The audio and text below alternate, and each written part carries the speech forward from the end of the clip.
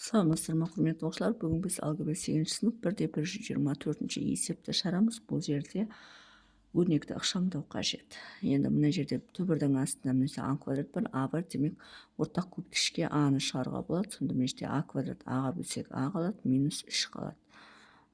Плюс а квадрат минус 4а плюс 3. Енді бұны қалай көбеткішке жіктеуге болады? А квадрат минус 3а минус а деп жіктейік, Просто а квадрат на минус 4а-ны минус 3а минус а дейік. Минус 3а минус а плюс 3. Бөлу 6 деп отырғанымыз 6 мен 2-ден бөлшектің бөлінен 2-ні жақшаның сыртына шығарып жіберсек, түбірасты 2, 2-ні шығарып жіберсек 3 минус а болады.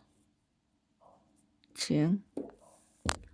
Енді бірінші а минус 3-тің өсін жазып қойық. Плюс түбірасты енді осы жерден а квадрат пен 3адан а-ны жақшаның сыртына шығарып жіберсек а минус 3 болады. Мұна екеуінен минус шығарып жіберсек а минус 3 болады. Бөлу түбірасты 2, 3 минус а дейді. Тең. Енді мына жерден а минус 3 жақшаның сыртына шығып кетсе, а минус 1 қалады. Сонда тең. Мына жерде көрініп тұр ғой, Енді осы жерді жоғарысына жаза салайын ба? Мұна екеуін жазайық қайтадан. Түбірасты а минус 3-тен плюс түбірасты енді осы жерден а минус 3-те жақшаның сыртына шығарып жіберейік. Түбірастың жерден аяқталады. Екінші түбір а минус 1 қалады екінші жақшада. Енді бірінші түбір осындай, екінші түбір осындай болады ғой. Енді оны жеке-жеке түбір қылып жазуға болады. Тең. Түбірасты а көбейту түбірасты а минус 3.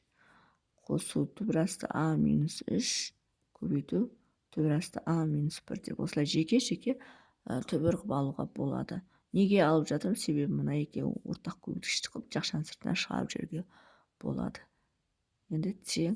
Түбірасты а минус 3-ті ортақ көбеткіш жақшаның сыртына шығарып жіберсек, түбірасты а минус 3-ті шығарып жіберсек, біріншісінен түбірасты а минус 3 кетеді, түбірасты а қалады. Түбірасты а қалады. Плюс енді түбірасты а минус 3 кетсе, түбірасты а минус 1 қалады. Түбірасты а минус 1 қалады. Бөлу. Енді мына жерде түбірасты 2 мен 3 минус а жеке-жеке көбейтуге болады. Яғни түбірасты 2 көбейту түбірасты 3 минус а деп. Тең. Енді мына екеуін қысқартсақ бола ма?